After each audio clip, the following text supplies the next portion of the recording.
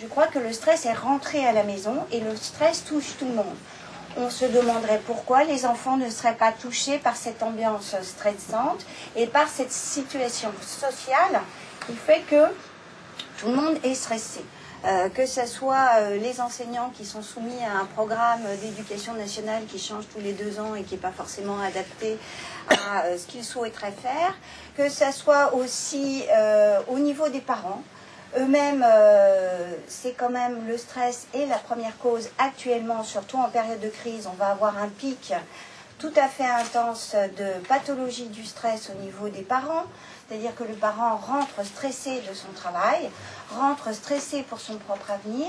Je vous rappelle qu'il y a aussi un grand facteur de stress qui est la violence en milieu scolaire. Personne jusque-là ne l'a évoqué, mais il faut voir que le relationnel entre enfants est devenu systématiquement sous forme de compétition, systématiquement sous forme d'évaluation. Toi, t'es mieux habillé, toi, t'es moins bien habillé.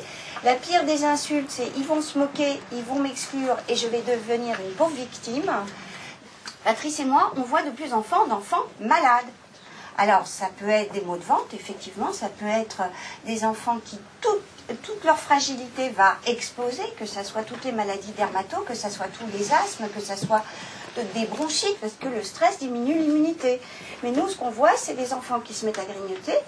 Ne soyez pas étonnés que, je vais citer la marque, mais que le coca marche très bien. C'est un très bon stimulant du stress. C'est vous prenez votre café, eux, ils prennent leur coca. Hein. Le chocolat, ça calme, donc je grignote.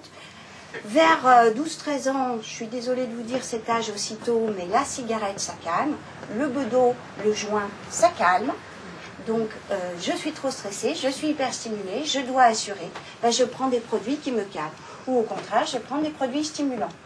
Vous parliez des notes, oui, les notes, il faut arrêter, quoi.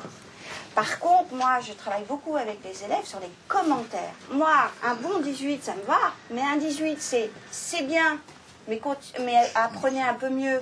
C'est-à-dire qu'en France, on a une communication négative. C'est-à-dire que c'est jamais assez bien, c'est jamais je suis content de toi, bravo, tu as fait des efforts, c'est rarement ça. Soit on fait au contraire, et ça marche sur le long terme, c'est toujours amener l'enfant à ce qu'il apprend se fait dans un contexte chaleureux. C'est d'accepter que l'enfant vous raconte ses plaisirs de l'école, c'est aussi qu'il vous raconte ses souffrances, et on parlait d'intolérance à la frustration des enfants, il faut que vous appreniez aussi à tolérer le stress de vos enfants. Et les parents, dans leur peur, oublient, dans leur stress de l'avenir, oublient le quotidien. Ce quotidien est fait aussi d'acceptation de l'émotion. C'est la base sur laquelle l'enfant, dès qu'il naît, dès qu'il regarde sa maman, dès qu'il regarde ses figures d'attachement, va puiser sa source de confiance en lui.